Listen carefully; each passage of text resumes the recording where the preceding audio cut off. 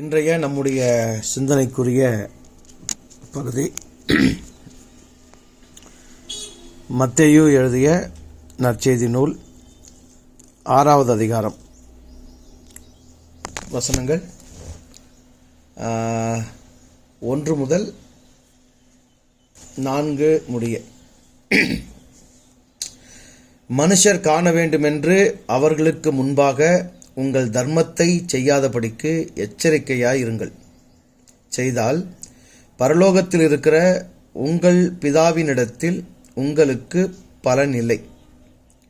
ஆகையால் நீ தர்மம் செய்யும்போது மனுஷரால் புகழப்படுவதற்கு மாயக்காரர் ஆலயங்களிலும் வீதிகளிலும் செய்கிறது போல் உனக்கு முன்பாக தாரை ஊதுவியாதே. அவர்கள் தங்கள் பலனை அடைந்து தீர்ந்ததென்று மெய்யாகவே உங்களுக்கு சொல்லுகிறேன். நீயோ தர்மம் செய்யும்போது உன் தர்மம் அந்தரங்கமாயிருப்பதற்கு உன் வலது கை செய்கிறதை உன் இடது கை அறியாதிருக்க கடவுது. அப்பொழுது அந்தரங்கத்தில் பார்க்கிற உன் பிதா தாமே உனக்கு வெளியரங்கமாய் பலன் அளிப்பார். 5ஆம் அத்தியாயத்திலேயே நாம் இன்னும் சில விடயங்களை சிந்திக்க வேண்டியதும் பேச வேண்டியதும் இருக்கிறது. ஆனால் இன்றைய சூழல் கருதி 6ஆம் அதிகாரத்துக்கு தாண்டி குதித்து விட்டோம். இந்த பகுதி நம் அனைவருக்குமே பரிச்சயமான ஒரு பகுதி தான். 5ஆம் அதிகாரம், 6ஆம் அதிகாரம், 7ஆம் அதிகாரம், இந்த 3 அதிகாரமே பழமையான கிறிஸ்தவத்தில் இருக்கிறவர்களுக்கு, கிறிஸ்தவத்தில் இருந்து வெளியேறுகிறவர்களுக்கு எல்லாருக்குமே அது ரொம்ப பரிச்சயமான தெரிந்த பகுதி தான். இதில் இந்த 6ஆம் அதிகாரத்தில் முதல் வாக்கியம் பாருங்கள் எப்படி தொடங்குது. மனுஷர் காண வேண்டுமென்று அவர்களுக்கு முன்பாக உங்கள் தர்மத்தை செய்யாதபடிக்கு எச்சரிக்கையாயிருங்கள். பொதுவாக இந்த பகுதி தர்மம் செய்தல், இதை கிறிஸ்தவத்தில் பிரசங்கியார்கள் எப்படி இந்த பகுதியை தலைப்பிடுவாங்க, மற்ற இந்த கமெண்ட்ரி சொல்லுவாங்கள்ல, என்னது பேர், விளக்க உரைகளில் இந்த பகுதிக்கு ரைட் திங்ஸ் ஃப்ரம் ராங் மோட்டிவ்ஸ்ன்னு சொல்லுவாங்க. நல்ல செயல்கள் தவறான நோக்கத்தில் செய்யப்படுகிற நல்ல செயல்கள், அல்லது நல்ல செயல்கள் தவறான நோக்கத்தோடு என்று சொல்வதுண்டு.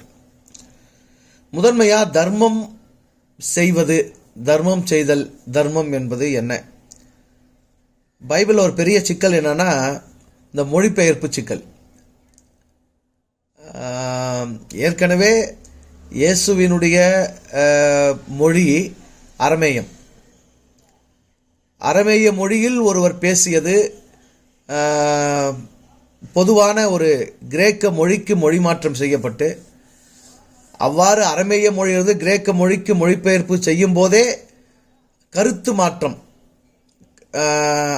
அதாவது அர்த்த பிழை நிச்சயமாக ஏற்பட்டிருக்கக்கூடும்.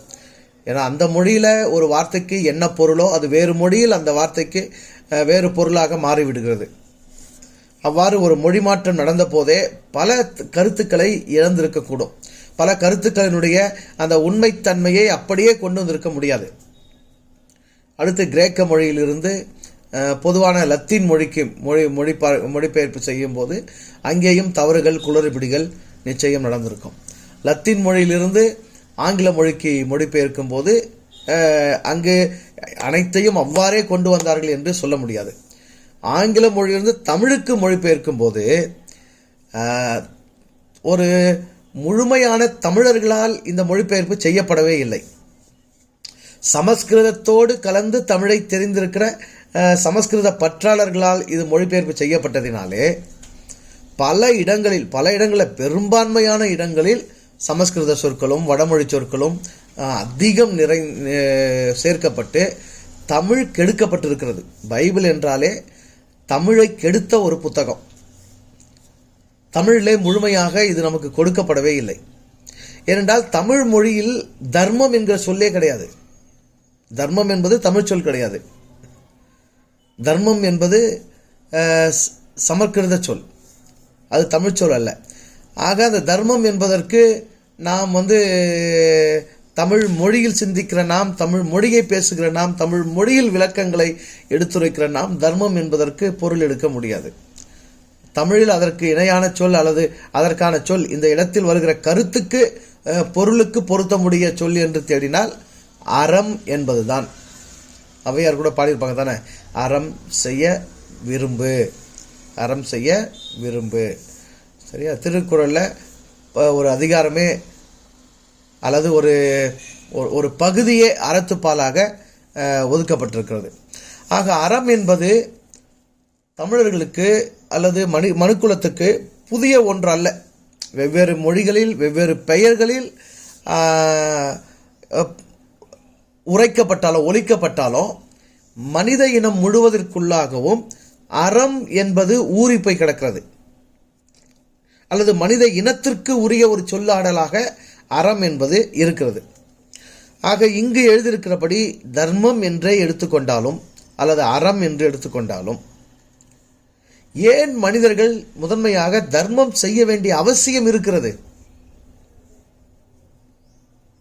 சில பேர் நினைப்பாங்கல்ல, நான் உழைக்கிறேன், நான் சம்பாதிக்கிறேன், நான் சேர்க்கிறேன், நான் சாப்பிட்றேன், நான் பாதுகாக்கிறேன், என்னுடைய உழைப்பு, என்னுடைய வேலை, என்னுடைய நேரம், என்னுடைய மூளை, என்னுடைய திறன் நான் ஏன் இன்னொருவனுக்கு கொடுக்க வேண்டும்? இது ஒரு நியாயமான கேள்வியாகத்தான் தோன்றும். நான் உழைக்கிறேன், நான் சம்பாதிக்கிறேன் என்னும்போது அதை நான் ஏன் இன்னொருவருக்கு கொடுக்க வேண்டும்? ஏன் கொடுக்க வேண்டும்? இப்படி தர்மம் செய்வதனாலே தர்ம பிரபுக்கள் என்று பலர் தங்களை வெளி உலகத்துக்கு காண்பித்துக் கொள்வதனாலே இந்த தர்மத்தை நம்பியே வாழக்கூடிய மனிதர்கள் பெருகி விடுகிறார்கள். சரியா? பிச்சை எடுத்தா யாருமே மதிக்க மாட்டாங்க, தர்மம் கேட்டால் யாருமே கொடுக்க மாட்டாங்க அப்படிங்கிற நிலை உலகத்தில் இருந்தால் தர்மம் கேட்கறதையோ பிச்சை எடுக்கிறதையோ விட்டுட்டு மாற்று வழியே அவர்கள் சிந்திக்கவும் வாய்ப்பு இருக்கும்.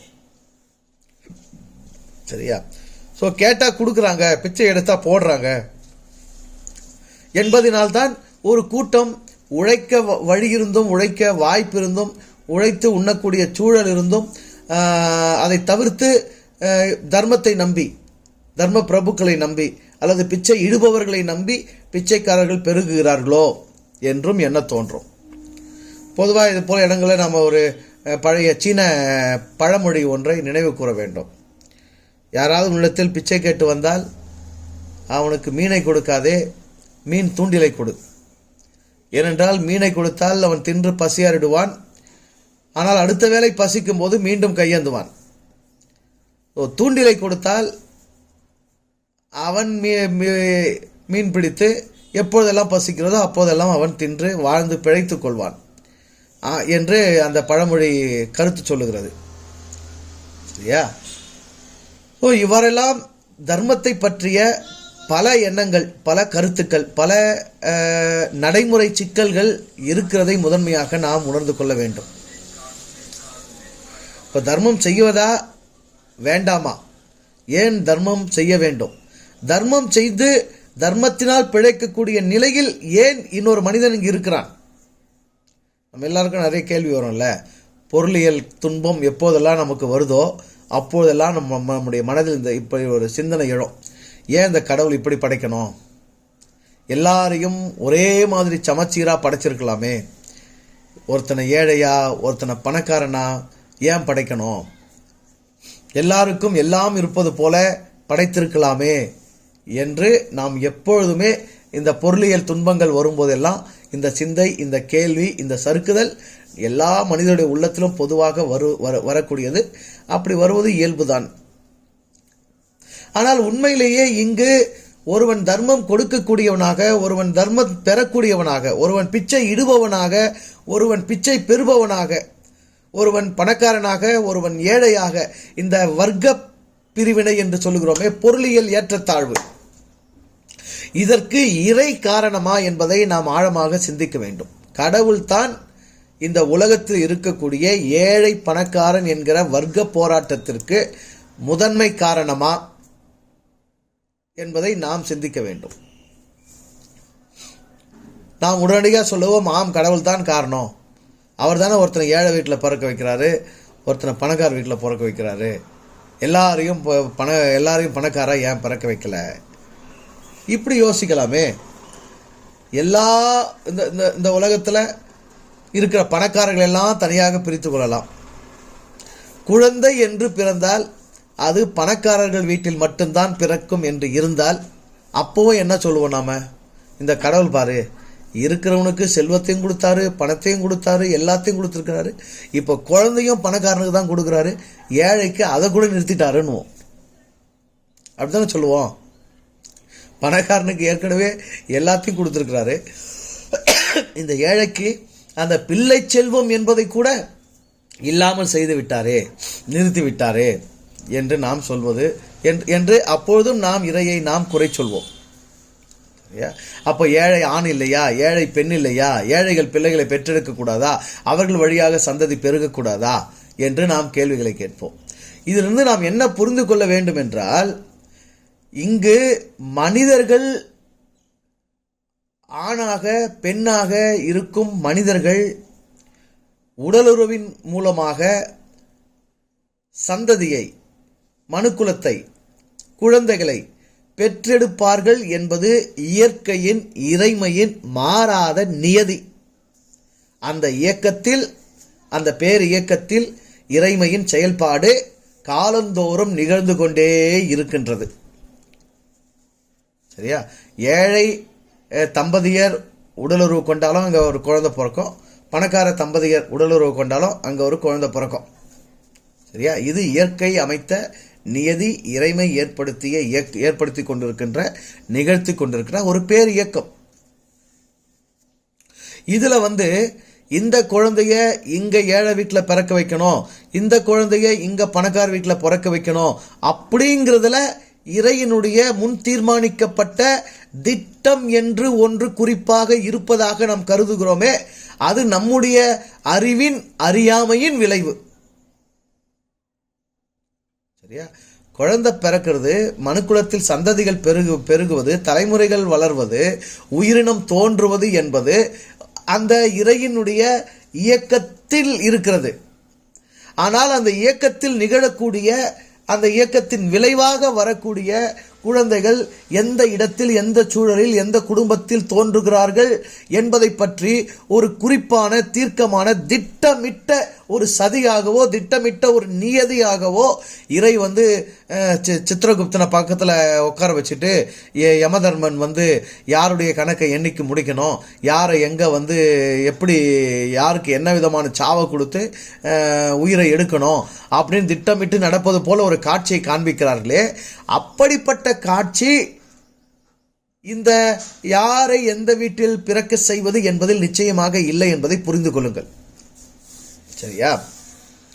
அதாவது ஒட்டுமொத்தமான பேர் இயக்கத்தில், ஒட்டுமொத்தமான படைப்பு இயக்கத்தில், ஒட்டுமொத்தமான தோற்றுவித்தலில், ஒரு உயிர் தோற்றுவித்தலில் இருக்கக்கூடிய இறை இயக்கம், அந்த உயிர் எங்கே பிறக்கிறது, எங்கே எவ்வுடலில் தோன்றுகிறது, எங்கே எவ்வீட்டில் பிறக்கிறது, அந்த வீடு ஏழை வீடா இருக்கிறதா, அந்த வீடு பணக்கார வீடா இருக்கிறதா என்பதையெல்லாம் கண்காணித்து அவைகளை நிர்ணயம் செய்து கொண்டிருக்கவில்லை என்பதை நாம் புரிந்து கொள்ள வேண்டும். சரியா? பின்பாக தோன்றிய மதங்கள் தான் இவ்வாறான விளக்கங்களை நமக்கு கொடுத்தது. சரியா? ஒருவனை இந்த இடத்திலும், இந்த குலத்திலும், ஒருவனை அந்த சாதியிலும், ஒருவனை அந்த மதத்திலும், ஒருவனை இந்த வீட்டிலும், ஒருவனை அந்த நாட்டிலும், ஒருவனை இந்த மொழியிலும் இறைவன் திட்டமிட்டு பிறக்க வைக்கிறான், ஒரு இனத்தை தேர்வு செய்து கொள்கிறார், ஒரு இனத்தை புறக்கணிக்கிறார் என்பதை எல்லாம் பிற்காலத்தில் மதங்கள் தோன்றிய பிறகு கொடுத்து கொண்டு வருகிற விளக்கங்கள். அதில் நாம் மதிமயங்க கூடாது. அப்படி என்றால் இந்த ஏழை பணக்காரன் என்கிற இந்த பொருளியல் வர்க்க பிரச்சனை, இந்த ஏற்றத்தாழ்வு எங்கிருந்து உருவானது என்றால் இது மனித சிந்தையிலிருந்து தான் உருவானது. ஒரு காலத்தில் மனிதர்கள் சொத்துடைமை மனோபாவம் கொண்டிருக்கவில்லை. நல்லா இந்த வரியை நீங்க நல்லா உள்வாங்கிக்கணும். ஒரு காலத்தில் மனிதர்கள் சொத்துடைமை மனோபாவம் கொண்டிருக்கவில்லை. அதாவது இந்த இங்கிருந்து இவ்வளவு தூரம் இந்த நிலம் இருக்கு தானே, இந்த பூமி காணி, இது எனக்கு சொந்தம் அப்படின்ற ஒரு நில உடைமை முறை உலகத்தில் இல்லை. அதே போல ஒரு வீடு கட்டி இந்த வீடு என்னுடைய வீடு, இது என் பேரில் நான் பட்டா செய்து கொள்கிறேன் என்று பட்டா போட்டுக் கொள்கிற அந்த முறைமையும் உலகத்தில் இருந்ததில்லை. அதோடு எந்த ஒரு பொருளையோ, ஏன் ஒரு ஆண் ஒரு பெண்ணை கூட, ஒரு பெண் ஒரு ஆணை கூட என்னுடையவன், என்னுடைய கணவன், என்னுடைய மனைவி என்று உடைமை மனோபாவத்தோடு ஆட்கொண்டிருந்த, பயன்படுத்தி கொண்டிருந்த அந்த சூழல் கூட உலகத்தில் ஒரு காலம் வரைக்கும் இருந்தது இல்லை. ஏனென்றால் பூமி பறந்து விரிந்திருந்தது. மனிதர்கள் நீண்ட நெடுங்காலமாக நடந்து கொண்டே இருந்தார்கள். இருந்த கொஞ்சம் மனிதர்கள் எங்கு தோன்றினார்களோ அங்கிருந்து பல்வேறு திசைகளை நோக்கி அவர்கள் வாழ்வின் தேடல் என்னும் நிலையில் பிழைப்பை நோக்கி அவர்கள் நடந்து கொண்டே இருந்தார்கள். அந்த நடைப்பயணத்தில் ஆங்காங்கு அவர்கள் குகைகளிலும் மரக்கிளைகளிலும் தங்கினார்கள். நல்லா புரிஞ்சுக்கணும், குகைகளிலும் மரக்கிளைகளையும் தான் மனிதர்கள் முதன்மையாக வாழ்விடங்களாக கொண்டார்கள். எங்கு யாருக்கு என்ன விதமாக பசி எடுத்தாலும் அங்கு என்ன அவர்களுக்கு தாவரங்களில் இருந்தோ, மரம் செடி கொடிகளில் இருந்தோ, அல்லது பிற உயிர்களிடம் இருந்தோ என்ன கிடைக்கிறதோ அதையெல்லாம் அவர்கள் தின்று பசியாறினார்கள். வழிநடுக அவர்களுக்கு தாகத்தை தீர்க்கக்கூடிய நீரோடைகள் இருந்து கொண்டே இருந்தது. சரியா? அதனால எதையுமே சொந்தம் பாராட்டக்கூடிய இந்த பூமியில இதெல்லாம் என்னுடைய சொத்து, என் பரம்பரை சொத்து, என் குடும்ப சொத்து என்று வரையறை செய்து கொள்ளக்கூடிய தேவை அவர்களுக்கு இருந்ததே இல்லை. சரியா? அப்படி தேவையற்றவனாக அந்த சொத்துடைமை மனோபாவம் அவசியமற்ற சூழலில் தான் மனித இனம் வாழ்ந்து கொண்டு இருந்தது. அதனால்தான் ஒரு குறிப்பிட்ட காலம் வரைக்கும் அப்பா யாருன்னே பிள்ளைக்கு தெரியாது. அம்மா தான் தெரியும், அப்பா தெரியாது. ஏன்னா அப்பா யாருன்னு தெரிய வேண்டிய அவசியம் இல்லை. எப்பொழுது ஒரு மனிதன் தனக்கு என்று காணியை பிடித்து, தனக்கு என்று விளைநிலங்களை அவன் தேர்வு செய்து, தான் அதில் உழைத்து அந்த சொத்துடைமையை தன்னுடைய சந்ததிக்கு, தனக்கு பிறக்கிற ஒரு குழந்தைக்குத்தான் தர வேண்டும் என்று எண்ணி சொத்துடைமை மனோபாவம் மனித இனத்திற்குள் புகுந்ததோ அப்பொழுதுதான் இவன் என்னுடைய பிள்ளை, இவன் எனக்கு பிறந்தவன், இவன் என்னுடைய வாரிசு என்கிற அப்பன் உறவுக்கு முக்கியத்துவம் கொடுக்கிற நிலை சமூகத்தில் வந்திருக்கிறது. அதற்கு முன்பாக வரைக்கும் அப்பா உறவுக்கு சமூகத்தில் முக்கியத்துவமே கிடையாது. அப்பா தெரியலாம், அப்பா தெரியாம இருக்கலாம். ஒரே ஒரு உறவு மனுக்குலத்துக்கு தாயுறவு மட்டும்தான் இருந்திருக்கிறது. ஆனால் காலம் வளர வளர மனிதன் ஒரு உண்மையை உணர்ந்து கொண்டான். ஆண் ஒரு உண்மை உணர்ந்து கொண்டான். என்னுடைய விந்தணு இல்லாமல், என்னுடைய துணை இல்லாமல், என்னுடைய செயற்பாடு இல்லாமல் இந்த பெண் பிள்ளை பெற்றெடுக்க முடியாது என்கிற அறிவை எப்போது மனிதன் பெற்றுக்கொண்டானோ அந்த அறிவிலிருந்து எழுந்ததுதான் ஆணவம். அந்த அறிவிலிருந்து எழுந்தான் ஆணவம். அப்படி என்றால் நான் இல்லாமல் நீ பிள்ளையை பெற்றெடுக்க முடியாது என்பது அது என்னுடைய பிள்ளை. நீ சுமந்தாலும் அதை நீ வெறும் சுமக்கும் நிலம், நீ விளைவிக்கும் நிலம், ஆனால் விதை என்னுடையது. ஆக நிலம் விதையை முளைப்பித்தாலும் அதனுடைய விளைச்சலை நிலம் உரிமை கொண்டாட முடியாது. விதைத்தவனுக்கு தான் அது உரிமை. விதைத்தவன் தான் அதை உரிமை கொண்டாட முடியும். விதைத்தவன் தான் அந்த பலனை அனுபவிக்க முடியும். அந்த அந்த அந்த அந்த விளைச்சலின் பெயரில், அந்த விளைவின் பெயரில் விதைத்தவனுடைய பெயர் தான் எழுதப்பட வேண்டும் என்றுதான் அப்பா இன்சியல் போட்டுக்கிற பழக்கம், அப்பா இவனுடைய பிள்ளை, இன்னாருடைய பிள்ளை என்று தகப்பனை குறிக்கிற பழக்கம், இது எல்லாமே உலகத்துல வந்திருக்குது. இவைகள் வந்த பிறகுதான் வலிமையுடையவர்கள் வலிமை குன்றியவர்களை வீழ்த்தி சொத்துக்களை சேர்க்கிற, பதுக்குகிற இந்த நிலை, இது நிலக்கிழமை, நிலையுடைமை, சரியா, நிலக்கிழார், இல்லை காணியாட்சிக்கு சொந்தக்காரர், பண்ணையார் என்றெல்லாம் சொல்லுவோம் தானே. இந்த மாதிரி முறைமைகள் மனித குலத்திற்கு வந்த பிறகுதான் ஒருவன் ஆண்டியாகவும், ஒருவன் அந்தஸ்துள்ளவனாகவும், அரசனாகவும், ஒருவன் ஏழையாகவும், ஒருவன் பணக்காரனாகவும், ஒருவன் இருப்பவனாகவும், ஒருவன் இல்லாதவனாகவும் என்கிற இந்த ஏற்றத்தாழ்வு மனித சமூகத்தில் நுழைந்து விட்டது, தலை தூக்க ஆரம்பித்து விட்டது. இதனை தாண்டி மனிதர்களுக்கு உணவு பிரச்சனை, உழைப்பு பிரச்சனை, உறக்க பிரச்சனை, மனநலன் பிரச்சனை இவைகளெல்லாம் உள் புகுந்த பிறகு மனித இனம் தன்னுடைய இயல்பிலிருந்து, உயிரின இயல்பிலிருந்து சிதைவுற்ற பிறகுதான் மனுக்குலத்திலே ஊனமானவர்கள், இயலாதவர்கள், மனநலம் குன்றியவர்கள், உடல் நலம் குன்றியவர்கள் என்கிற பிறப்பு விகிதங்கள் எல்லாம் அதிகரிக்க துவங்கி இருக்கிறது. இப்பொழுது இந்த மனுக்குலமே எப்படி இருக்கிறது என்றால், தான் விளைவித்த இந்த தவறான விளைவை தானே சரி செய்ய வேண்டிய நிலையில் இருக்கிறது. பிறப்புக்கும் இறப்புக்கும் இறைமையும் இயற்கையும் காரணமாகலாம். ஆனால் வாழ்வியல் என்பது எப்படிப்பட்ட நிலையில் இருக்கிறது? உனக்கு உண்ண தேவையானது கிடைக்கிறதா இல்லையா? உடுத்த தேவையானது கிடைக்கிறதா இல்லையா? கல்விக்கு தேவையானது கிடைக்கிறதா இல்லையா? மருத்துவத்துக்கு தேவையானது கிடைக்கிறதா இல்லையா? உன்னுடைய வாழ்விடம், உறங்குவதற்கு, ஓய்வெடுப்பதற்கு, இருப்பதற்கு, புழங்குவதற்கு ஒரு வாழ்விடம் உனக்கு இருக்கிறதா இல்லையா? இதற்கெல்லாம் இறை பதில் சொல்ல தேவையில்லை. அதாங்க சொல்ல வர கருத்து. சரியா? இந்த பூமியில் உனக்கு இருப்பு கொடுத்தாகிவிட்டது. அது இறையின் பொறுப்பு, அது இறையின் செயல். இந்த பூமியில ஒரு மனுஷனா நீ அவதரிக்கணும்னு இருக்கு இல்லையா? ஒரு மனிதனா இந்த பூமியில அவதரித்தாச்சு, அவ்வளவுதான். அது உன்னுடைய இருப்பு இறைவனின் பொறுப்பு. ஆனால் இந்த இருப்பில் உனக்கு என்ன இருக்கிறது, என்ன இல்லை என்பதற்கு இறைவனை குற்றம் சாட்டுவதை முதலாவது நிறுத்தணும்.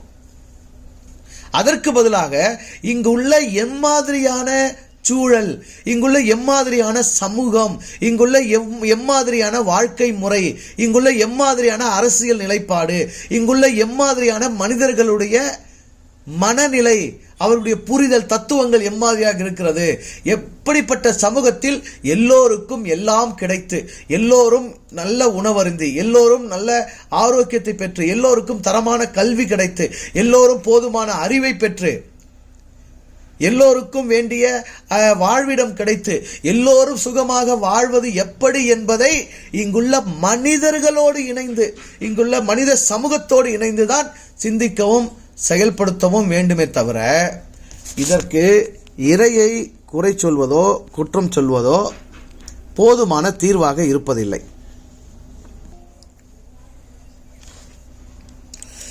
இறையை நாம் எப்பொழுதுமே பாருங்க, இல்லை என்று ஒருவர் இருந்தால் நமக்கே ஒரு நேரம் இல்லாமை என்று நிலை ஏற்படும் போது, கடவுள் ஏன் என்னை ஏழை வீட்டில் பிறக்க வச்சாரு, கடவுள் ஏன் என்னை பணக்கார வீட்டில் பிறக்க வைக்கல? அப்போ பிறப்பு என்பது வெறும் பணக்காரர்கள் வீட்டில் மட்டும் நிகழ்ந்தால் அதை மட்டும் நம்மால் ஒத்துக்கொள்ள முடியுமா? அதை மட்டும் நம்ம ஏற்றுக்கோமா? அங்கேயும் ஒரு வாதத்தை நாம் எழுப்புவோம். அது என்ன, பணக்காரனுக்கு மட்டும் பிள்ளை பிறக்குது, ஏழைக்கு பிள்ளை பிறக்கல, இந்த கடவுள் பாரு இதில் கூட வஞ்சம் பண்ணுறாருன்னு நினைப்பீங்க. சரியா? செல்வங்கள், முதலாவது ஒன்று புரிஞ்சுக்கணும். செல்வங்கள் என்று சொல்லும்போது செல்வம் பல, சரியா? பல செல்வம். அறிவு ஒரு செல்வம், உணர்வு ஒரு செல்வம், விருப்பம் ஒரு செல்வம், திறன் ஒரு செல்வம், திறமை ஒரு செல்வம், பிள்ளைகள் ஒரு செல்வம், ஆடு மாடுகள், உயிர் ஜீவன்கள் செல்வமாகத்தான் கருதப்படுகிறது.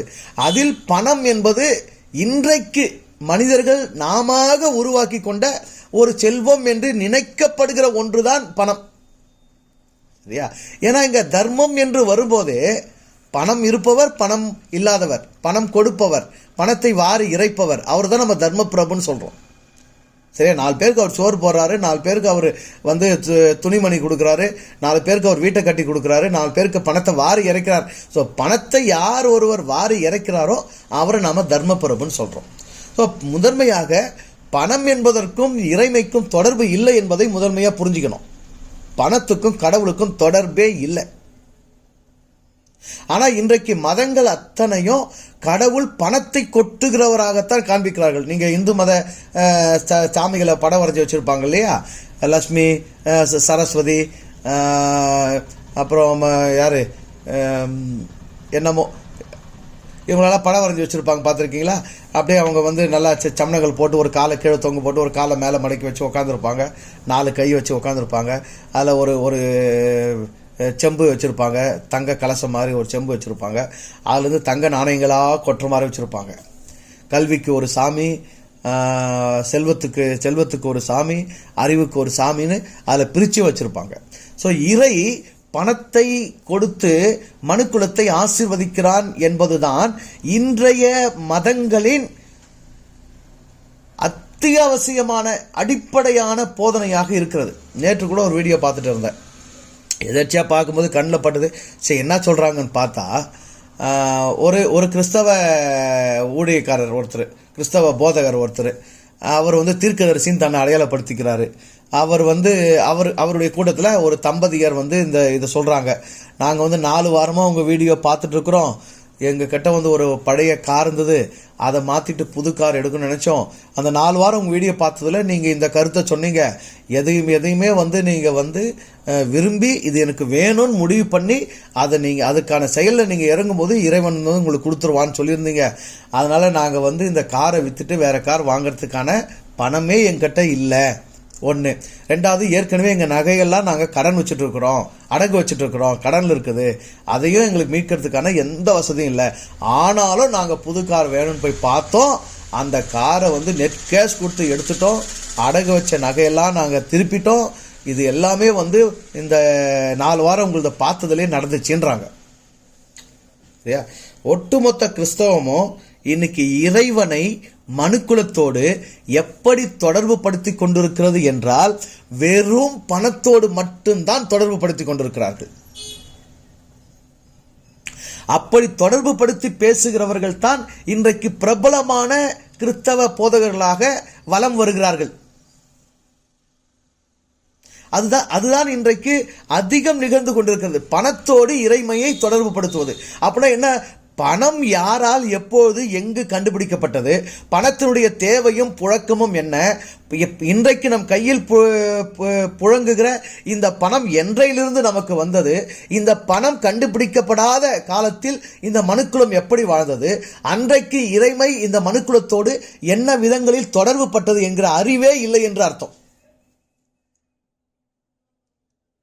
சரியா? பணப்புழக்கம் என்பதை கண்டுபிடித்த அதிகபட்சமா ஒரு 500 ஆண்டுகள் கூட இன்னும் ஆகவில்லை. வெறும் 500 ஆண்டுகள் கூட ஆகவில்லை. ஆனால் உலகம் தோன்றி மனுக்குலம் தோன்றி பல்லாயிரக்கணக்கான ஆண்டுகளாக இந்த பூமியில் மனுக்குலம் வாழ்ந்து கொண்டிருக்கிறது, புழங்கி கொண்டிருக்கிறது, பிழைத்து கொண்டிருக்கிறார்கள். தலைமுறையாக மனிதர்கள் தோன்றி உருவாகி கொண்டிருக்கிறார்கள். அப்போ இதனோடு பணம் இல்லாத நிலையில் இத்தனை 1000 ஆண்டுகளாக இறை தொடர்பு மக்களோடு இல்லையா? பணம் அச்சிடப்பட்ட பிறகு, பணம் கண்டுபிடிக்கப்பட்ட பிறகு, தங்கம் தோண்டி எடுக்கப்பட்ட பிறகு, வெள்ளி தோண்டி எடுக்கப்பட்ட பிறகுதான் இறை வந்து மனிதர்களோடு தொடர்பு கொண்டு மனிதர்களை ஆசீர்வதிக்க துவங்கியதா? எவ்வளவு ஒரு தவறான கருதுகோள்! எப்படிப்பட்ட நிலையில் இறையை பற்றிய புரிதலை இங்கு இந்த மதங்கள் விதைத்துக் கொண்டிருக்கிறது. ஆபிரகாமின் ஆசீர்வாதனாலும் பணம் தான், தாவீது சாலமோனின் ஆசீர்வாதனாலும் பணம் தான், என்ன சொன்னாலும் கிறிஸ்தவ போதகர்களுக்கு பணம் தான். நீ செல்வ சீமானா இருக்க வேண்டும், நீ செழிக்க வேண்டும், உலகத்தில் முதல் தரமாக உருவாக்கப்படுற கார் உனக்கு இருக்கணும், பெரிய பங்களா உனக்கு இருக்கணும். ஆனால் உண்மையிலேயே ஒரு மனிதனுடைய தேவை என்னது என்பதை ஒருவன் ஆழமாக அமைதியாக உட்கார்ந்து சிந்திச்சா, உண்மையிலேயே எனக்கு என்ன தேவை அப்படின்னு சிந்திச்சான்னா, ஆரோக்கியமாக வாழ்வதற்கு, பசி நேரத்துக்கு விருப்பமான ருசியான ஒரு உணவு, அதை கூட ஒரு அளவுக்கு மேலே எடுக்க முடியாது. சௌகரியமா, அதாவது தனக்கு அசௌகரியம் இல்லாம தன்னுடைய உடலுக்கு, தன்னுடைய அந்த உடல் கொண்டு அவர் என்ன வேலையை செய்கிறாரோ, ஒரு நாளில் என்ன இயக்கம் அவருக்கு நிகழ்கிறதோ அந்த இயக்கத்துக்கு ஏற்ப பொருந்தக்கூடிய ஒரு உடை. சரியா?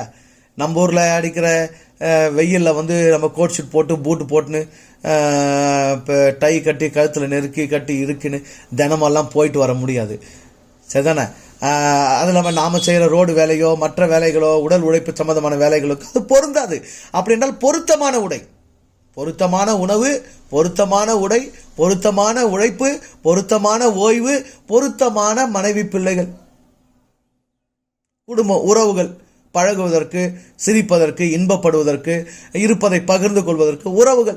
இதை தவிர இதற்கு மேல் ஒரு மனிதனுக்கு என்ன தேவை என்று இன்றைக்கு சமூகம் வலை விரிக்கிறது. இந்த என்ன சொல்றது, உலக தாராள மையம், உலக சந்தை மையம் ஒன்று ஆக்கப்பட்டிருக்கலையே இப்போ, அந்த உலக சந்தை மையம் ஒரு பெரிய மாய வலையை மனிதர்கள் மீது விரித்திருக்கிறது.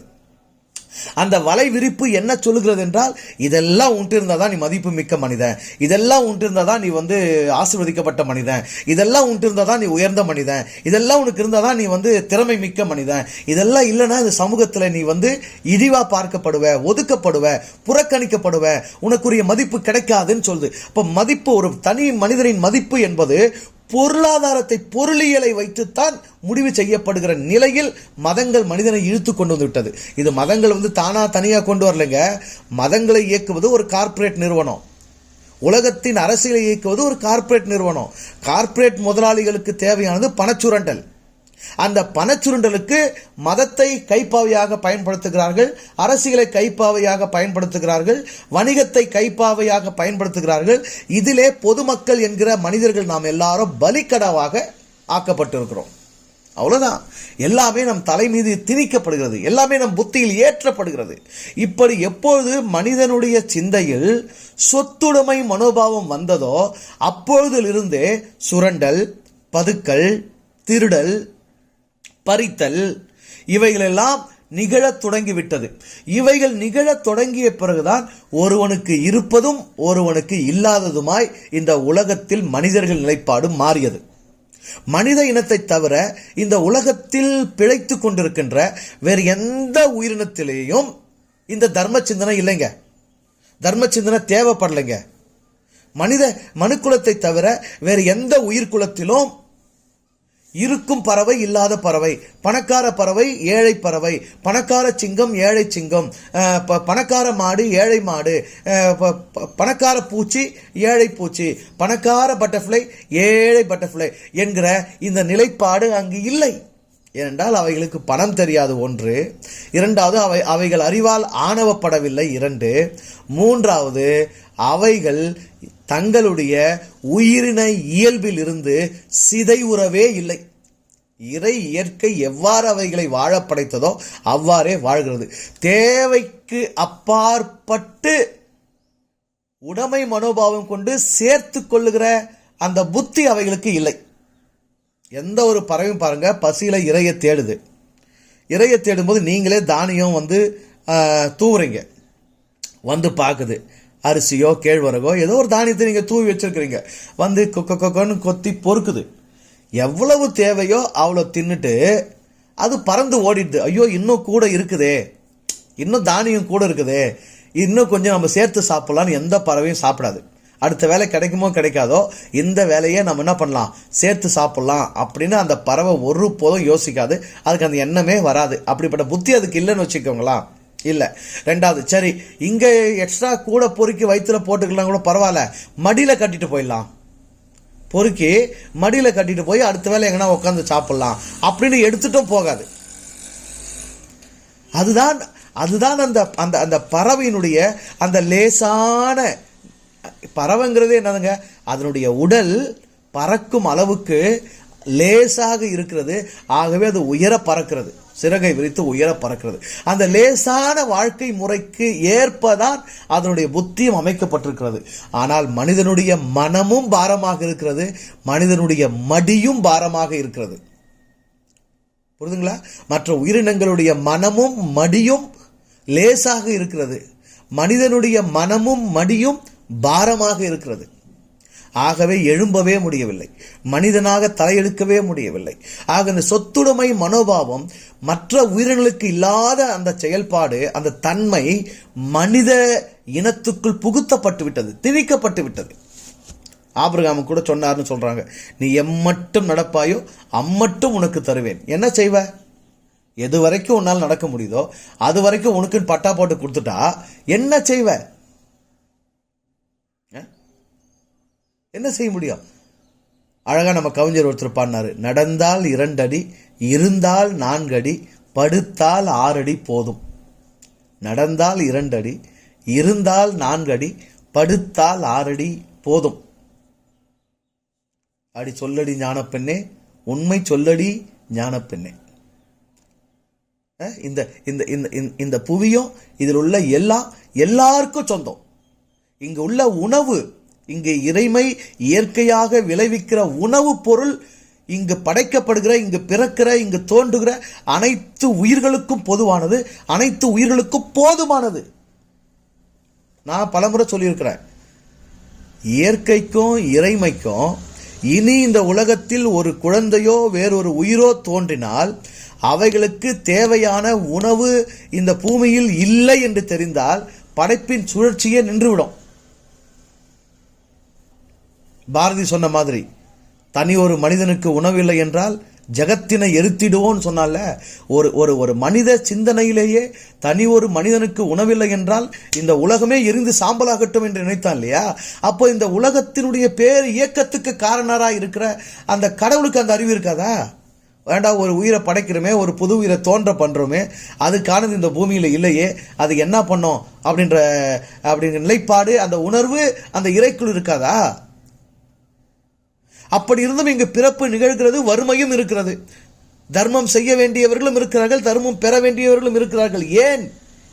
இதற்கும் இறைக்கும் என்ன தொடர்பு?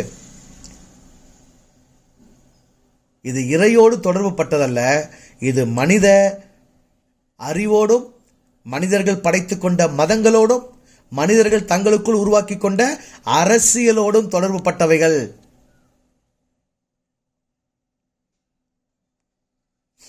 உங்களையும் என்னையுமே எடுத்துக்கலாமே. உங்க வீட்டை, உங்களை நீங்க ஒரு கணம் சிந்தித்து பாருங்க.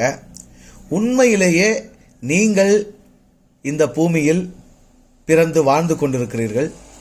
நீங்கள் ஆரோக்கியமாக இருப்பதற்கு என்ன தேவையோ அது மட்டும்தான் உங்களுக்கு இருக்கிறதா? உங்கள் உடலுக்கு பொருந்தக்கூடிய உணவுகள் எதுவோ அதை மட்டும்தான் நீங்கள் சம்பாதித்து அல்லது வாங்கி உங்கள் வீட்டில் வைத்திருக்கிறீர்களா? உங்கள் உடலுக்கு நீங்கள் என்ன விதமான வேலை செய்கிறீர்கள், நாள்தோறும் எவ்விதமான இடங்களில் நீங்கள் பங்கு பெறுகிறீர்கள், என்ன விதமான கொண்டாட்டத்தில் நீங்கள் பங்கு பெறுகிறீர்கள், அதற்கு பொருந்தக்கூடிய உடைகளை மட்டும்தான் நீங்கள் உங்களுக்கு தேவையான அளவு தான் வைத்துக் கொண்டிருக்கிறீர்களா? உங்களுடைய வீடு உங்களுடைய முழு பயன்பாட்டுக்கும் உரியதாக உங்களால் அது போதும் போதும் என்று பயன்படுத்தி தீர்க்கக்கூடிய நிலையில் தான் உங்கள் வீட்டின் அளவு, உங்கள் வீட்டின் கட்டடம், உங்கள் வீட்டினுடைய சூழல் அமைந்திருக்கிறதா? கொஞ்சம் யோசிச்சு பாருங்க. உங்கள் வீட்டில் உள்ள பொருட்கள்,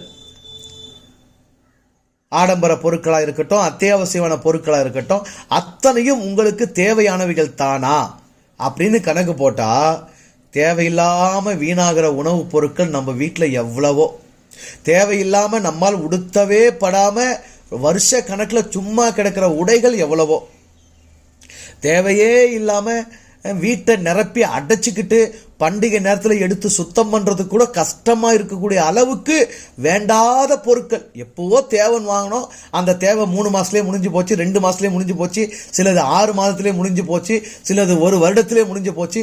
ஆனாலும் அது வீட்டை அடைச்சிக்கிட்டு குப்பையை அந்த இடத்துல வந்து தூசி என்ன ஒட்டடை கட்டிக்கிட்டு வீட்டை அது நம்ம பராமரிக்க கூட முடியாம இடத்தை அடைச்சிக்கிட்டு வீணா இருக்கக்கூடிய பொருட்கள் எவ்வளவோ.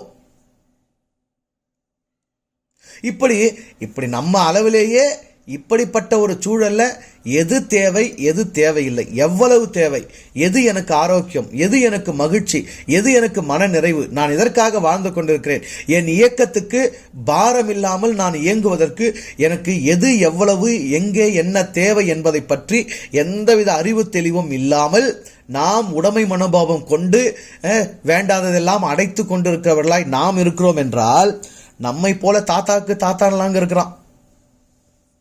அவன் யாருக்கு சேர்க்கறனே அவனுக்கு தெரியாது, யாருக்கு சேர்க்கிறானே அவனுக்கு தெரியாது. அவன் கொள்ளையடிக்கிறான், அவன் சுரண்டான், பூமியில் உள்ள கனிம வளங்களை சுரண்டான், பூமியில் உள்ள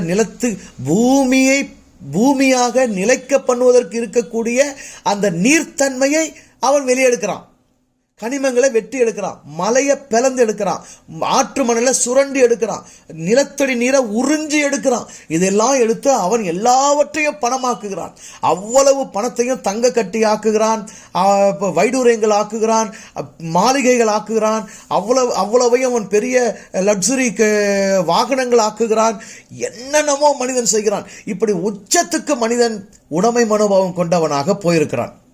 இப்படிப்பட்ட இந்த சமூகத்தில் ஒன்றுமே கிடைக்காத இயலாதவர்களுக்கு ஊனமானவர்களுக்கு, குறைவுபட்டவர்களுக்கு, கையேந்துகிறவர்களுக்கு, உணவுக்கே வழியின்றி திண்டாடுகிறவர்களுக்கு பகிர்ந்து கொடுத்தல், கருணையோடு அவர்களை பராமரித்துக் கொள்ளுதல், இரக்கத்தோடே அவர்களை கவனித்துக் கொள்ளுதல், அடிப்படை தேவைகளாவது அவர்களுக்கு உதவி செய்தல் என்கிற ஒரு அறச்செயல், என்கிற ஒரு தர்ம செயல் மனுக்குலத்துக்கு அவசியம், அத்தியாவசியமான ஒன்றாக இருக்கிறது. எப்படிப்பட்ட அத்தியாவசியமா இருக்கிறது? அது தன்னை வாழ்விப்பதற்கு, தான் உயிரோடு இருப்பதற்கு, தன்னுடைய உடலில் அனிச்சை செயல்னா நேச்சுரல் இன்ஸ்டிங்க்ட்னு சொல்லுவாங்களே, அனிச்சையான தன்னாலே நடக்கிற ஒரு இயல்பூக்க செயல். அப்படி தன்னாலே நடக்கிற ஒரு இயல்பூக்க செயல் தன் உடம்பில் நடந்து கொண்டு தன்னை உயிர் வாழ்வித்துக் கொண்டு இருப்பது போல இந்த உலகத்தில் சக மனிதர்களை உயிர் வாழ்விப்பதற்கு தர்மம் என்பது, அறச்செயல் என்பது, கருணை புரிதல் என்பது, இரக்கம் காட்டுதல் என்பது, பகிர்ந்து கொடுத்தல் என்பது ஒரு தன்னிச்சையான அனிச்சை செயலாக அமைந்திருக்க வேண்டும். நல்லா புரிஞ்சுக்கோங்க. இதுக்குதான் இவ்வளவு நேரம் இவ்வளவு பேசிட்டு இருந்ததே இதுக்காக தான். தர்மம் செய்தல் என்பது மனிதன் தன்னுடைய வாழ்வில் தன்னுடைய அறிவினாலும், தன்னுடைய புத்தியினாலும், தன்னுடைய திறமையினாலும், தன்னுடைய திறனாலும், தன்னுடைய தனித்துவமான செயலாலும் தனித்து ஆற்றக்கூடிய ஒரு செயல் அல்ல. அது ஒரு அனிச்சை செயலாக மாற வேண்டும். அது ஒரு அனிச்சை செயலாக இருக்க வேண்டும். எப்படி என் உடம்புல ஏதாவது ஒரு கொசு கடிச்சா தன்னால கை போய் அடிக்குது, ஏதாவது ஒரு இடத்துல என்ன சொல்றது, இப்ப நமிச்சல் வந்தா தன்னால கை போய் சொரிக்குது தானே. அந்த மாதிரி சக மனிதர்கள் பசியோடு இருக்கும்போது, சக மனிதர்கள் தேவையோடு இருக்கும்போது என்னிடத்தில் இருப்பதை, என்னால் முடிந்ததை பகிர்ந்து கொடுத்தல் என்பது அது அனிச்சை செயலாக நடக்க வேண்டும். அதை நான் அரவணைத்துக் கொள்ள வேண்டும். ஏனென்றால் இந்த ஒட்டுமொத்த மனித குலத்தில் இருக்கக்கூடிய இந்த ஏற்றத்தாழ்வுக்கு முழு மனித குலமும் பொறுப்பு. என்றைக்கு எவன் ஆரம்பித்தான் தெரியாது. ஆனால் இன்றைக்கு நானும் அந்த சமூகத்தில் தான் இருக்கிறேன். அந்த சமூகத்தில் ஒரு அங்கமாகத்தான் இருக்கிறேன். எப்படியோ என்னை அறியாமல் இன்னொருவனுடையதை, இந்த பூமியில் இருக்க வேண்டியதை நானும் சுரண்டி கொண்டு தான் இருக்கிறேன். அதற்கு நானும் பங்காளியாகத்தான் இருக்கிறேன். எதுவரைக்கும் நான் பெட்ரோல் போட்ட வாகனத்தை ஓட்டுறேனோ அப்பொழுது பூமியினுடைய சிதைவுக்கு, பூமியினுடைய நிலைப்பு தன்மையை கெடுப்பதில் நானும் ஒரு பங்காளி தான். எது வரைக்கும் என் வீட்டில் கேஸ் சிலிண்டர் எரிதோ அது வரைக்கும் நான் இந்த பூமியினுடைய அழிவுக்கு நானும் ஒரு காரணம் தான். யாருமே நான் பொறுப்பில்லை, நான் இதை யோசிக்கல, நான் இதை திட்டம் பண்ணல. அந்த பெரிய முதலாளிங்க, பெரும் பணக்கார முதலாளிங்க வெளிநாட்டில் உட்காந்து இழு நாட்டின்ற பேரில் ஒரு 14 குடும்பம் உட்காந்து அவங்க தான் இதெல்லாம் செய்கிறாங்க, எனக்கு அதுக்கு சம்மந்தமே இல்லை அப்படின்லாம் இங்கே விளைவிக்கலாம் முடியாது.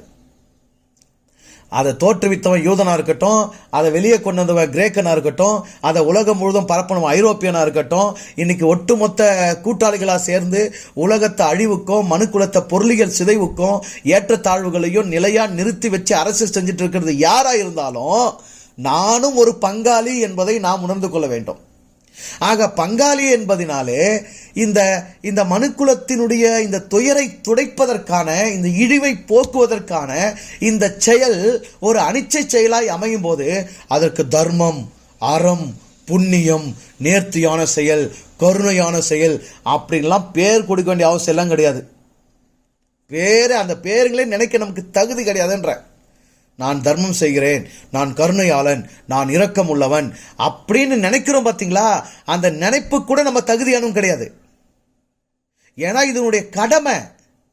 இதுகாரும் இதுவரையிலும் இந்த மனித சமூகம் மனிதர்களுக்குள்ளேயே இப்படி ஒரு பிளவு, இப்படி ஒரு வேறுபாடு, இப்படி ஒரு ஏற்றத்தாழ்வை புகுத்தி சீரழித்திருக்கிறோமே, அந்த சீரழிவை சரி செய்வதற்கு நாம் ஆற்றுகிற கடமையே இது தவிர இது காருண்ய செயல் அல்ல.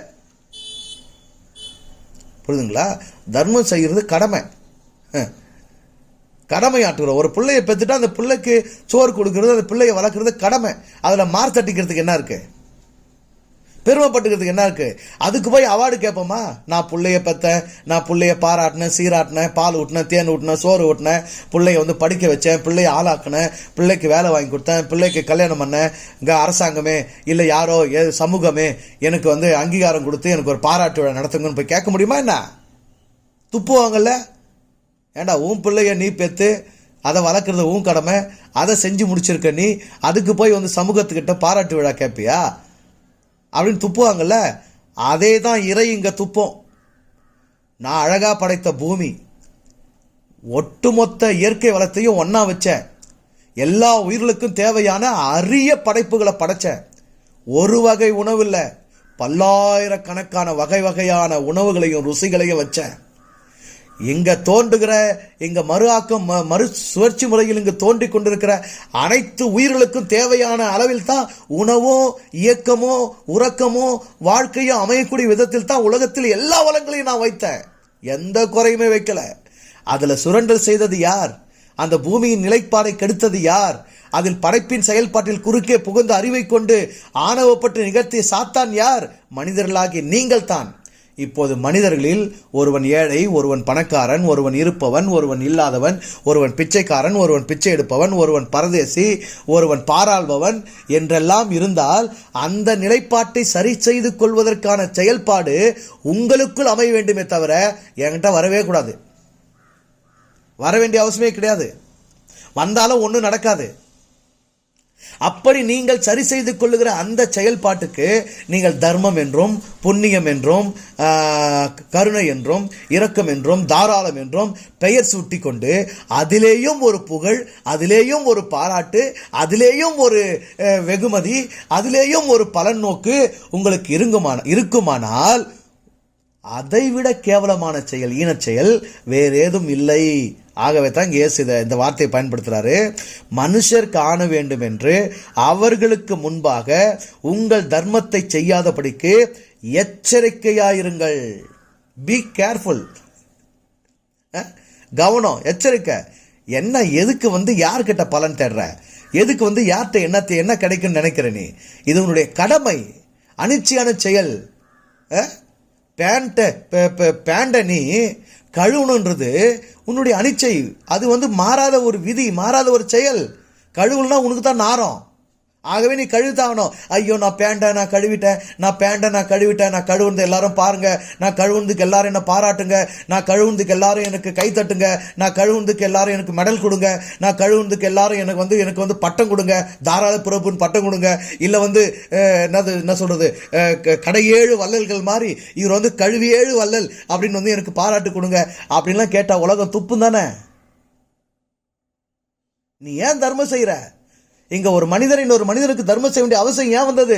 இந்த சமூகம் அப்படி இருக்கிறது. இந்த உலகத்தை நாம் அப்படி கெடுத்து வைத்திருக்கிறோம். இந்த இந்த இந்த இந்த மனுக்குலத்தை அப்படி நாம் சீரழித்திருக்கிறோம். இங்கு அப்படிப்பட்ட ஒரு சுரண்டலை நாம் நிகழ்த்திருக்கிறோம். அப்படிப்பட்ட ஒரு சிதைவை நாம் ஏற்படுத்தியிருக்கிறோம். அப்படி நாம் இங்கு பதுக்கி வைத்திருக்கிறோம். எது தேவை எது தேவை இல்லை என்றே தெரியாத நிலையில் அறிவு கொண்டு, தேவையற்ற அறிவு கொண்டு ஆணவத்தில் நாம் ஆடிக்கொண்டிருக்கிறோம். ஆகவே தான் ஒருவன் இங்கு ஏழையாக இருக்கிறான், ஒருவன் இங்கு பணக்காரனாக இருக்கிறான். இப்போது இருப்பவன் இல்லாதவனுக்கு பகிர்ந்து கொடுக்கும் போது அங்கு அவனுக்கு என்ன புகழ் தேவை? என்ன புகழ் தேவை? அன்னதான பிரபு, தாராள பிரபு, ஆடையெல்லாம் வழங்க அள்ளி அள்ளி கொடுக்கும் பிரபு,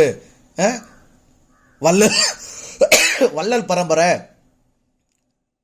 இதெல்லாம் என்ன அசிங்கம். முதன்மையா இந்த மனித சமூகம் எப்படி இருந்திருக்கணும்? எல்லாருக்கும் எல்லாம் இருந்திருக்க வேண்டும். ஒருவனும் கையேந்த தேவையில்லாத நிலையில் இந்த சமூகத்தை, இந்த மனித கூட்டம் நடத்தி சென்றிருக்க வேண்டும். ஆனால் இங்கேதான் சுரண்டலும் பதுக்கலும் நாளுக்கு நாள் மிகுந்து கொண்டே இருக்கிறதே. தமிழ்நாட்டை எடுத்துக்கோங்க, தமிழ்நாட்டு அரசியல்வாதி எடுத்துக்கோங்க. ஒவ்வொரு அமைச்சனும், ஒவ்வொரு எம்எல்ஏவும், சட்டமன்ற உறுப்பினர், பாராளுமன்ற உறுப்பினர் என்று அரசியல் கட்சிகளில், ஆளும் கட்சிகளில் அல்லது எதிர்கட்சியில் இருக்கிற எந்த ஒருவனும் எத்தனை பினாமிங்க பேர்ல எவ்வளவு சொத்துக்கள், எவ்வளவு நில அபகரிப்பு. இங்க வேலூர் எடுத்துங்க, துரைமுருகன், அவனுடைய மகன் என்ன பேரு, என்னப்பா அந்த பேர் ஞாபகத்துக்கு வரமாட்டேன், போய் சொல்லிட்டோம். அவனுடைய மகன் இங்க பக்கத்தில் அவன் கட்டுற கல்லூரி, அவன் கட்டுற நிறுவனங்கள், அதுக்கு பக்கத்தில் இருக்கிற சின்ன நிலத்தை வச்சு ஊதுட்டு இருக்கிறவங்களாம் வாயில வயிற்று அடிச்சு பிடுங்குறாங்க. ஏன்னா அவங்களுக்கு இருக்கிற சக்தியில அவங்க போய் கேஸ் போட முடியாது. அவங்க இவ்வளோ பெரிய அரசியல்வாதி கிட்ட அவங்க வாதாடி அவங்க நிலத்தை மீட்கவும் முடியாது.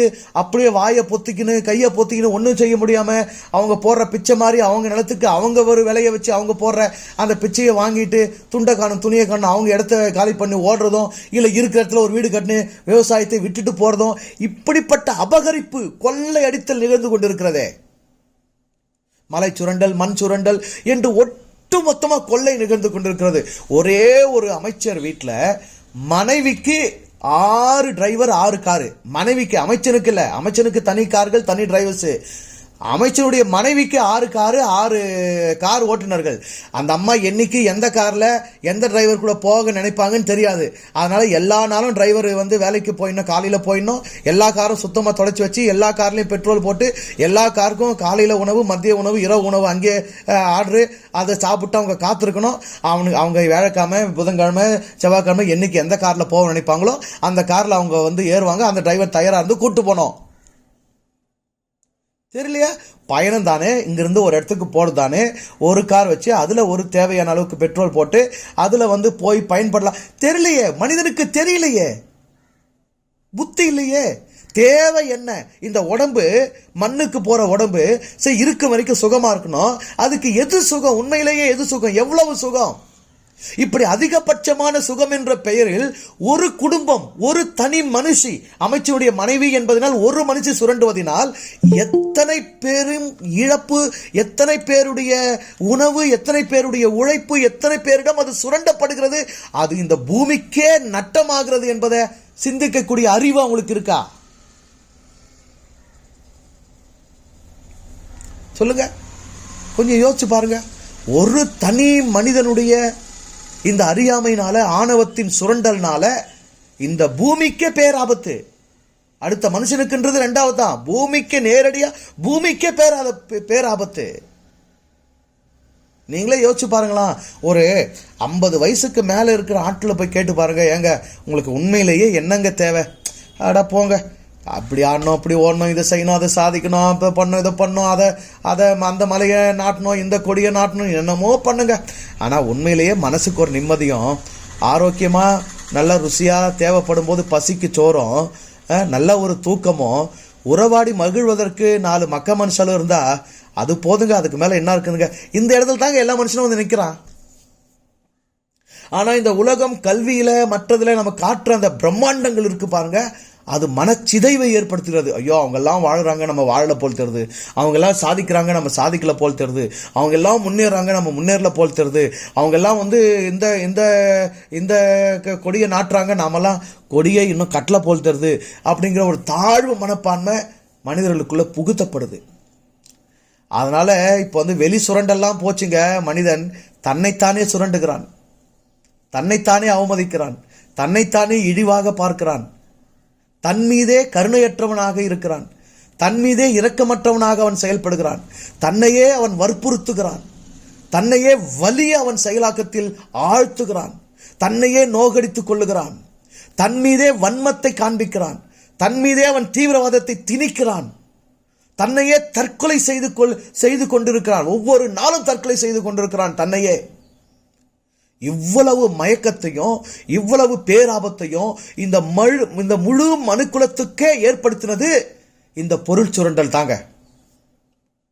ஆக இன்றைக்கு ஒரு மனிதன் இன்னொரு மனிதனுக்கு தர்மம் செய்ய வேண்டிய சூழல் இருக்கிறது என்றால் அது உடைமை மனோபாவம், பொருள் சுரண்டல், மனிதர்களுடைய ஆணவம், பதுக்குதல், இவைகளின் விளைவாக ஏற்பட்ட உலக சமூக சீரழிவே தவிர இறை அப்படிப்பட்ட இயக்கத்தை செய்யவில்லை என்பதை அடிப்படையாக புரிஞ்சுக்கிட்டா போதும். இறைவா, நான் பிறந்ததற்கு நீ காரணம், ஆனால் நான் ஏழையா பிறந்ததற்கு நீ காரணம் கிடையாது. நான் இங்கே ஏழையா இருப்பதற்கு நீ காரணம் கிடையாது. எனக்கு என்ன தேவையோ அது இங்கு எனக்கு ஏற்கனவே இருக்கிறது. அதை எனக்கு எடுக்க முடியல, இல்லை எடுக்க தெரியல, இல்லை நான் எடுக்க முடியாதபடி வேற எவனோ ஒருத்தர் அதை தடுத்துட்டு இருக்கிறான், ஏதோ ஒன்று. ஆனால் இவைகளோடு நேரடியாக இறைவா நீ தொடர்பு பட்டிருக்கவில்லை. இதை நம்ம முதல்ல புரிஞ்சுக்கணும். ரெண்டாவது, தர்மம் செய்தல், பகிர்ந்து கொடுத்தல், கருணையோடு செயல்படுதல், என்ன பேருன்னு நீங்க வச்சுங்க, கொடுக்குறீங்க அப்படின்னா அந்த செயல் ஒரு தன்னிச்சையான செயல். அதனால தான் இயேசுநாதர் இந்த இடத்துல என்ன சொல்லியிருக்கா பாருங்களா, 3வது வசனத்துல, நீயோ தர்மம் செய்யும் போது உன் தர்மம் அந்தரங்கமாய் இருப்பதற்கு உன் வலது கை செய்கிறதை உன் இடது கை அறியாதிருக்க கூடாது. என்னங்குது, வலது கை கொடுக்கறது இடது கை தெரியக்கூடாது. எப்படி? அதாவது நீ செஞ்சின்ற உணர்வு உனக்கே இருக்கக்கூடாது. நான் செய்யறது தர்மம், நான் செய்யறது புண்ணியம், நான் செய்யறது மேலான செயல், இது பாராட்டுக்குரியது, இது புகழ்ச்சிக்குரியது, இதுக்கு என்ன மெச்சனம், நான் பாரு இப்படி கொடுத்தேன், அப்படி செய்கிறேன், அவங்கள வாழ வச்சேன், இவங்கள வாழ வச்சேன்றது ஒரு உணர்வு இருக்கு பார்த்தீங்களா, ஒரு எண்ணம் இருக்கு பார்த்தீங்களா, நான் செஞ்சேங்கிற அந்த உணர்வுக்கு பார்த்தீங்களா. செஞ்சது ஒரு செயல், அதுதான் வலது கை. அதை நினைவா பதிய வச்சுக்கிறோம் பார்த்தீங்களா, அதுதான் இடது கை. உன் நினைவிலே அதை வைக்காத, அதை கடந்து போ. அது தன்னிச்சை. காலையில பேண்டை கழுவுன, காலையில சாப்பிட்ட வாய் கழுவுன, காலையில சாப்பிட்ட கை கழுவுன, ராத்திரி எல்லாம் உனக்கு இன்னைக்கெல்லாம் பகலெல்லாம் இரவெல்லாம் நீ உயிரோடு இருக்கிறது, இதயம் துடிச்சிட்டே இருக்குது, நீ சாப்பிட்ட உனக்கு ஒரு செரிமானம் நடக்குது, இது எல்லாம் உனக்கு மேல ஒரு சக்தி உனக்குள்ள இருந்து ஒரு உயிராற்றல் இதெல்லாம் செஞ்சுட்டு இருக்குது. என்னைக்கு நான் பாரு, உனக்கு நான் ஜீரணம் பண்ணேன், உனக்கு நான் பசியை தூண்டினேன், உனக்கு நான் இதை செஞ்சேன், உனக்கு இதயத்தை நான் துடிக்க வைக்கிறேன், உன் நுரையீரலை நான் சுருங்கி விரிய வைக்கிறேன், உனக்கு நான் உன் சிறுநீரகத்தை நான் செயல்படுத்திட்டு இருக்கிறேன், உன் கழிவுகளை நான் வெளியேற்றிட்டு இருக்கிறேன், உன் கரம் கொண்டு உன் கழிவுகளை நான் கழுவ வைக்கிறேன், இதையெல்லாம் உனக்கு சொல்லிட்டு நினைவூட்டிட்டு இருக்கா. அது தன்னிச்சே நடக்குதுல்ல, தானா அது பாட்டு நடக்குதுல்ல. அதை பற்றிய எந்த நினைப்போம் மதப்போம், அதை பற்றிய எந்த அக்கறையும் அதை பற்றி எந்த பெருமையும் உன் மனசுல வர்றதே இல்லை தானே. அது போலதான் ஒரு அனிச்சையான செயலாக நீ செய்யக்கூடிய தர்மம் இருக்கணும். ஏன்னா இந்த சமூகத்தை கெடுத்தது மனுக்குலம் தான். நீ செய்யறதெல்லாம் அதனுடைய சீரமைப்பு, அந்த சீரழிவை சீரமைப்பு செய்வதற்காக உன்னுடைய உடல் போலவே இன்னொரு மனிதனுடைய உடல், உன்னுடைய உடலின் அதுவும் ஒரு அங்கம், இது ஒரு 50 அங்கம் மாதிரி, அது ஒரு 50 அங்கம். உன்னுடைய உயிர் வெட்டவெளி விண் மாதிரி, அந்த உயிர் ஒரு விண்ணு. உன்னுடைய மனம் ஒரு வெளி மாதிரி, அந்த மனம் ஒரு வெளி. உனக்கு இருக்குது அவனுக்கு இல்லைன்னு போது, உன்னிடத்தில் இருப்பதை அங்க பகிர்ந்து கொடுக்கணும் போது, இது வெறும் ஒரு அனிச்சை செயல், கடமைத்தானே தவிர இது எந்த பாராட்டுக்கும் புகழுக்குமான செயல் அல்லன்றத மனசுல ஆழமா எழுதிக்கோங்க. அப்படி ஒன்னும் பாராட்டுற அளவுக்கு புகழ கூட நீ ஒன்னும் உன் சொத்தை அப்படி நீயே உன்னை உண்டாக்கி, நீயே இந்த உலகத்தை உருவாக்கி, நீயே இங்க பணத்தை உருவாக்கி, நீயே இங்க பூமி விளைச்சலை உருவாக்கி, அதாவது இறை ஆற்றலே சக்தியே இல்லாம, பிற மனிதர்கள் உழைப்பே இல்லாம தனித்து நீயே செயலாற்றி உன்னை படைச்சு இன்னொருக்கு உனக்கு கொடுக்கல, உனக்கு பாராட்டு விழா நடத்துறதுக்கு. கீதை சொல்ற மாதிரி எதையெல்லாம் நீங்க எங்கிருந்து எடுத்தாய், எதையெல்லாம் இன்றைக்கு உன்னுடையதா இருக்கிறதோ அதெல்லாம் இங்கிருந்தே எடுக்கப்பட்டது. எதையெல்லாம் நீ உனது என்று சொந்தம் கொண்டாடுகிறாயோ அதெல்லாம் இங்கேயே உனக்கு கொடுக்கப்பட்டது. எங்கிருந்து எடுத்தாயோ அங்கேயே நீ வைத்து விட்டு தான் போக போகிறாய். அப்படின்போது எதுவுமே உனதில்லை, எதுவுமே உன்னால் இல்லை. உன்னால் எடுக்க முடியுதா, அவனால் எடுக்க முடியல, உன்கிட்ட இருக்குதா அவன்கிட்ட இல்லை.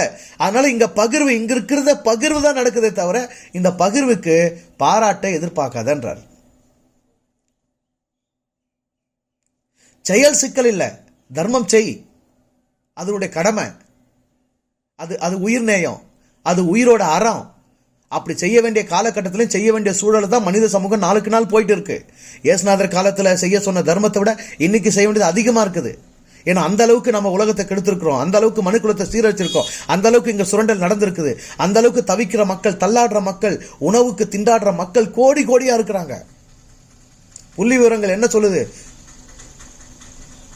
கிட்டத்தட்ட குறைஞ்சது 1 கோடி குழந்தைகள், 1 கோடி சிறுவர்கள் ஒரு நாளைக்கு 3 வேளையில ஒரு வேளை கூட உணவு இல்லாம தூங்க போறாங்கன்னு சொல்லுது.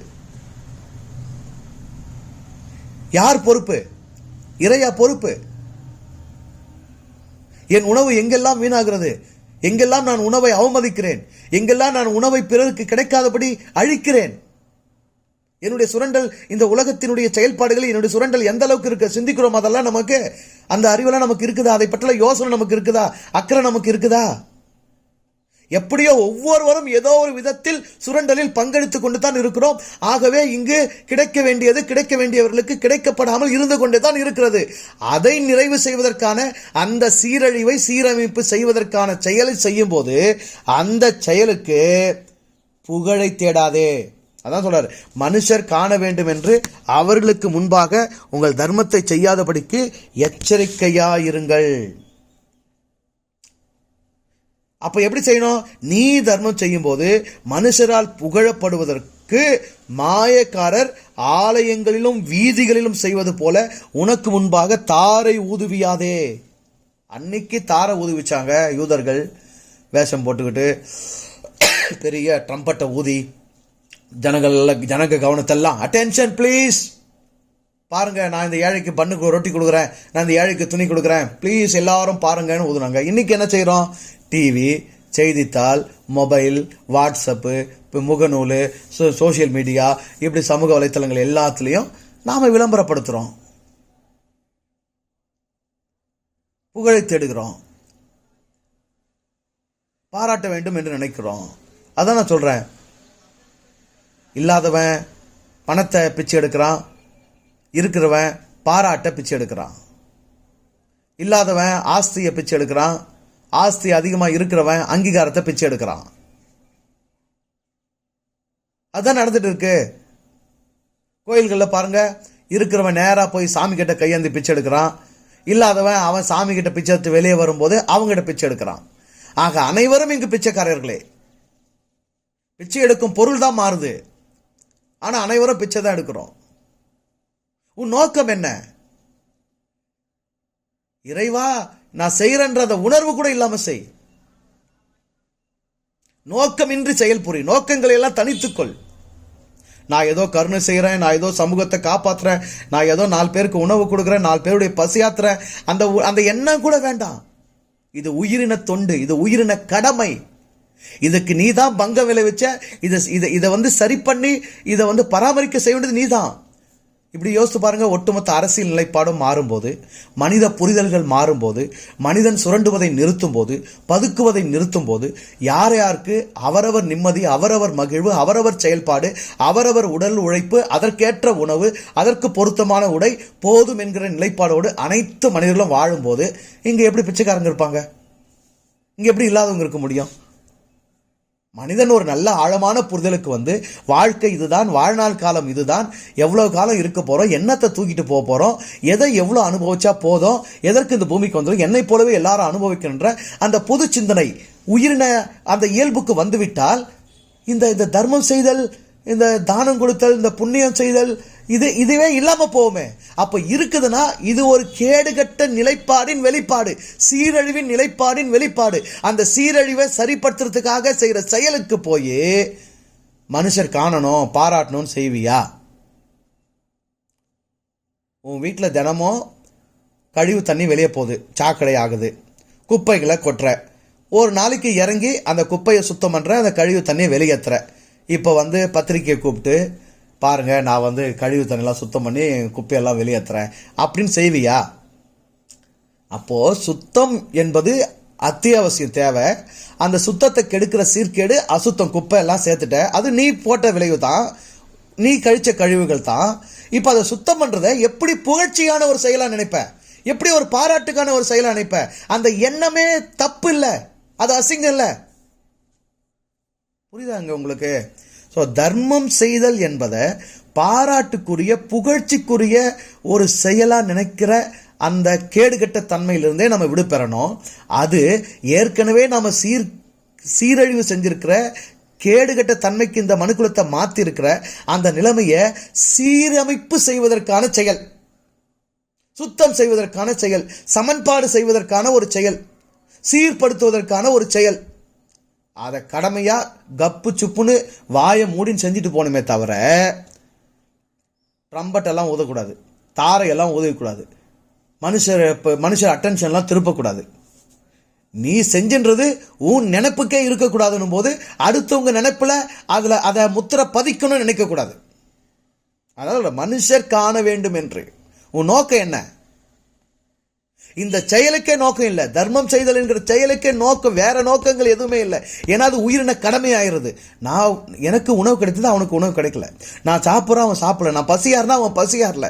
அப்ப என்கிட்ட மிச்சம் இருக்குது, என்னால கொடுக்க முடியும், ஒரு சாப்பாடு ஒரு வேளை அவனுக்கு கொடுக்க முடியும், அதை நான் கொடுக்குறேன். அதுல போய் என்ன விளம்பரம் வேணும்? அதுல போய் என்ன புகழ்ச்சி வேணும்? அதுல போய் என்ன பாராட்டு வேணும்? அது போய் மற்ற 4 மனிதர்கள் ஏன் பார்க்கணும்?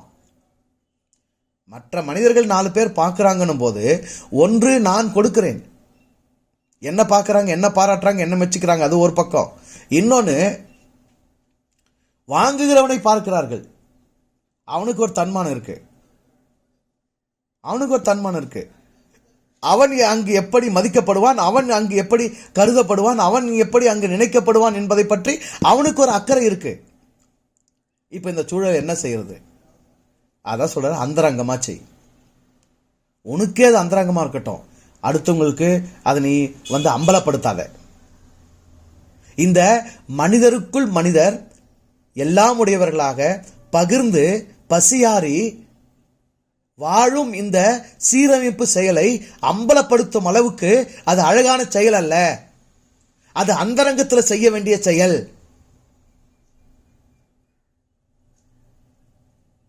ஆக நீ ரகசியமா செய்ய, மனுஷரால் புகழப்படும் நினைக்காத, வீதிகள்ல அதை செய்யாத, ஆலயங்கள்ல அதை செய்யாத. உன் வலது கை செய்வது உன் இடது கைக்கே தெரியாத அளவுக்கு அந்த செயலை சீரமைப்புங்க. சுத்தம் பண்ற பணி எப்படி செய்வோம்? திரையெல்லாம் போட்டு முடிச்சுட்டு செய்வோம். வீட்டை சுத்தம் பண்ணுகிறங்க, யாரும் வராதிங்க, சுத்தம் பண்ணி முடிச்ச பிறகு உள்ள வாங்கன்னுவோம். அப்படிப்பட்ட சமூக சீரமைப்பு, பொருளியல் சீரமைப்பு, இருப்பவன் இல்லாதவனத்தில் பகிர்ந்து சமநிலை செய்யும் சீரமைப்பு என்கிற நிலைப்பாட்டில் தான் அது நடக்க வேண்டும். அதுவும் அனிச்சையா நடக்கணும், தன்னால நடக்கணும். போற போக்கில் அதை செஞ்சுட்டு போனோம், அப்படியே தோன்ற போக்கில் அதை எடுத்து கொடுத்துட்டு போயிடணும். நான் கொடுத்தன்ற நினைப்பு இருக்கக்கூடாது, நான் கொடுத்தன்றதை 4 பேருக்கு சொல்லி காட்டின்னு இருக்கக்கூடாது. அதுல ஒரு புகழ, அதுல ஒரு விளம்பரத்தை, அதுல ஒரு பாராட்ட தேடிட்டு இருக்கக்கூடாது. அப்படிப்பட்ட நிலையில் நீ செய்ய வேண்டியதை செய்து இந்த மனித குலத்தை தூக்கி எடுக்க வேண்டிய கடமை ஒவ்வொரு மனிதனுக்கும் இருக்கிறது.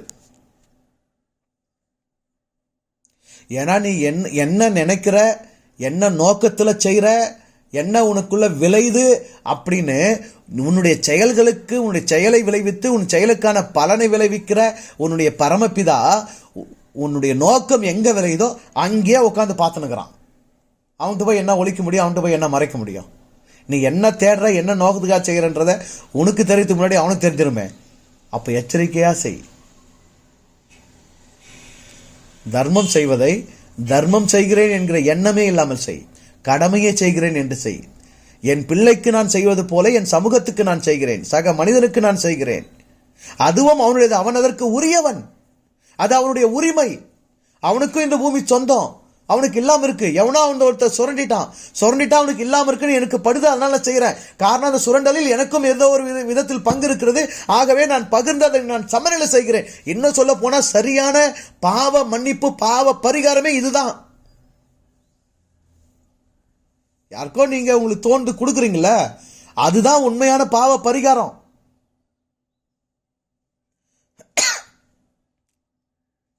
ஏன்னா பாவ மன்னிப்பு வேண்டுதல் என்ன, நான் தெரிந்தும் தெரியாமலும் அறிந்தும் அறியாமலும் செய்ய வேண்டியதை செய்யாததும் செய்ய தகாததை செய்ததும் அப்படின்னு தான் பாவ மன்னிப்பு கேட்கிறோம். அந்த பாவ மன்னிப்புக்கான சரியான செயல்பாடு தாங்க இந்த கொடுத்தல், பகிர்தல்.